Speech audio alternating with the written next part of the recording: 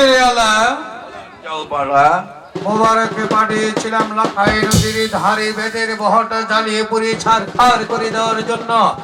মোবারক হয়তো তখনে বেদের বহর জ্বালিয়ে পুড়িয়ে দিয়েছে, আর বেদের বহর হয়তো আমার বরখানা ছেড়ে অনেক দূরে চলে গিয়েছে। হ্যাঁ জনাব, আমার সন্তান মোবারক সে যখন ওই বেদের বহরে গিয়েছে অবশ্যই বেদেরকে দে করে দেবে।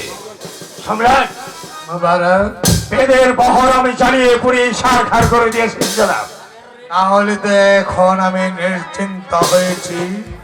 বেদের বহর হয়তো আমার পরখানার মধ্যে নেই, ছেড়ে গিয়েছি আমার পরখানা ছেড়ে অনেকে দূরে। নিশ্চিন্ত হয়েছি আমি ভঙ্গরাজ, আর কোনো চিন্তা নাই মোর আমার। জনাব, এখন আর বিলম্ব না করে ওই শাহজাদা আনোয়ারকে ওই সিংহাসনে বসিয়ে আমাদের মনের চাওয়া পাওয়া সম্পূর্ণ করে আমিও তো তাই ভাবছি, ভাবার কোনো শেষ নেই। ভাবতে ভাবতে যে আমার জীবনটা বিসর্জন হয়ে যাচ্ছে, কিন্তু আমি যে সিদ্ধান্তে উপনীত হতে পারছি না। কি সিদ্ধান্ত জনাব? এই সিদ্ধান্তটি হচ্ছে আপনার আমার মধ্যে যে চুক্তি হয়েছিল, সেই চুক্তি অনুযায়ী আমি আমার সেই শুভকামনা সমাপ্ত করার জন্য ওই আনোয়ারকে এখনই দরবারে রাখুনি জনাব। বুদ্ধি করে কে আছিস? শাহজাদা আনোয়ারকে পাঠিয়ে দে দরবারে।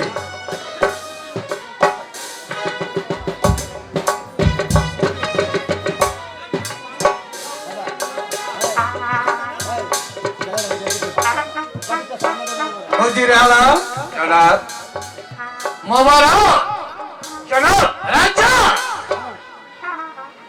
আজ দুদিন যাবৎ আমি আনোয়ারের সন্ধানে পাচ্ছি না। সে কোথায় থাকে, কি করে, কোন অবস্থায় আছে, তার কোন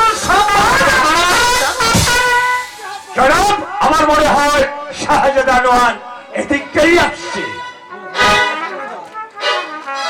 আর খুঁজতে যেতে হবে না হুজুর, আমি নিজেই এসেছি। আনোয়ার, জোসনা, এ মেয়েটিকে আমার আব্বা হুজুর সালাম করো।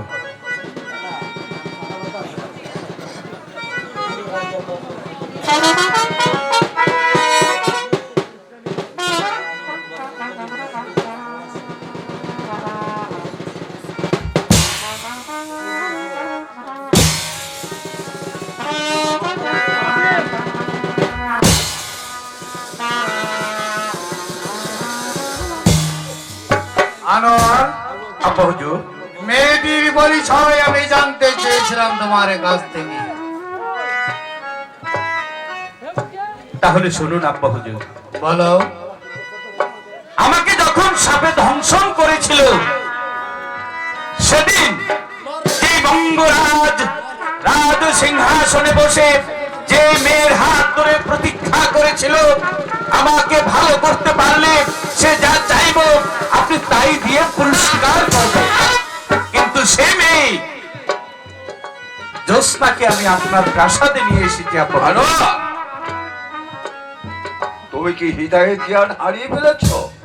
তুমি রাজ্যের শাহজাদা, তোমার জন্য কত রাজ্যের শত শত রাজকুমারী বরুণডালা সাজিয়ে বসে আছে তোমাকে ওই বরমাল্য দেওয়ার জন্য, আর তুমি কিনা একটা বেথের মেয়েকে এই রাজ দরবারে নিয়ে এসেছো। হ্যাঁ হুজুরে আলা, আমি কিন্তু কথা বলছি আমার আব্বা হুজুরের সঙ্গে, আপনার সঙ্গে নয়।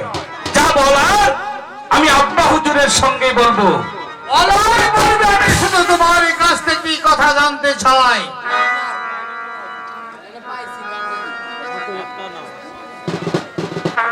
জোসনাকে তুমি আবার কেন এখানে নিয়ে এসেছো? আব্বা হুজুর, আপনার মনে পড়ে আপনি বঙ্গরাজ যে ওয়াদা দিয়েছিলেন, সে ওয়াদা রক্ষা করতে আপনার একমাত্র সন্তান শাহজাদা আনোয়ার তা রক্ষা করেছে। হ্যাঁ আব্বা হুজুর, তুমি কি বলে গিয়েছ? কার সম্মুখে দাঁড়িয়ে কথা বলছো? আমি জানি আমার আব্বা হুজুরের সম্মুখে দাঁড়িয়ে কথা বলছি। শোনো আনোয়ার, তোমার বাপ মন্ত্রী দেখে আমি সবকিছু বুঝতে পেরেছি। তুমি যাকে ভালোবেসে তুমি আমার এই প্রাসাদে নিয়ে এসেছো, সেই সামান্য মেয়েকে কন্যাকে কোনোদিন আমি পুত্র বলবি। আব্বা হুজুর, আজ সে সামান্য হয়েছে যেদিন সামান্য একজন বেদের মেয়ের হাত ধরে অঙ্গরাজ বলেছিল, যদি আপনার একমাত্র সন্তান শাহজাদা আনোয়ারকে ভালো করতে পারে তাহলে আপনি যা চাইবো তার দিয়ে তাকে পুরস্কার করবেন। কিন্তু আব্বা হুজুর, আমার ভাবতে অবাক লাগছে, সে মেয়েটিকে আপনি তার ঘাড় ধাক্কা দিয়ে অঙ্গরাজ বাবার থেকে তাড়িয়ে দিয়েছেন। আমার সম্মুখে পুত্রবধূ সাজিয়ে এনেছিস, তাই না? হ্যাঁ আব্বা হুজুর। তাহলে তুমি কি আমার বিরুদ্ধে রাজদ্রোহী করতে চাও? আমি তাই করব।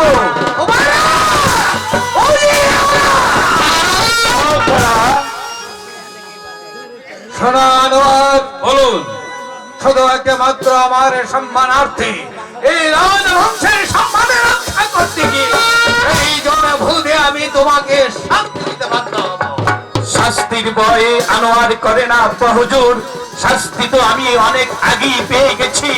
এই মেয়েটি আমাকে ভালো করার জন্য তার গলা দিয়ে রক্ত বের করেছে, আর আপনি তাকে ঘাড় ধাক্কা দিয়ে তার কপাল থেকে রক্ত ছড়িয়েছে। আমি তাকে লাল টিপ করে লাল শাড়ি পরে অঙ্গরাজ গলায় রক্ষা করেছি। আব্বা হুজুর,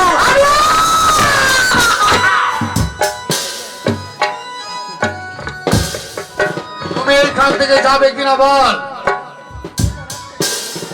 জানো, তুমি কি জানো তুমি যে অন্যায় করেছ তার শাস্তি কি হতে পারে?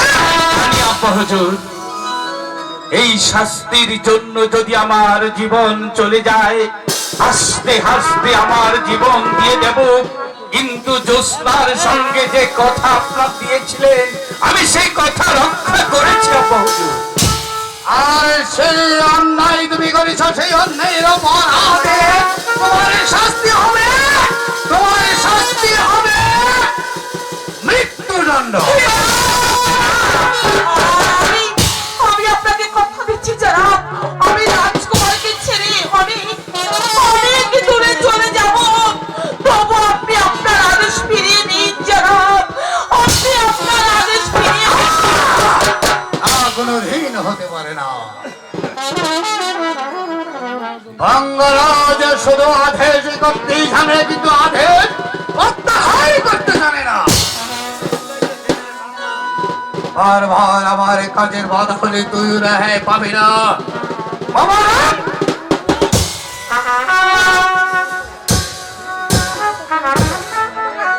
সেই এক কন্যাকে ছোট কন্যাকে তুমি নির্বাসনে নিয়ে আসো।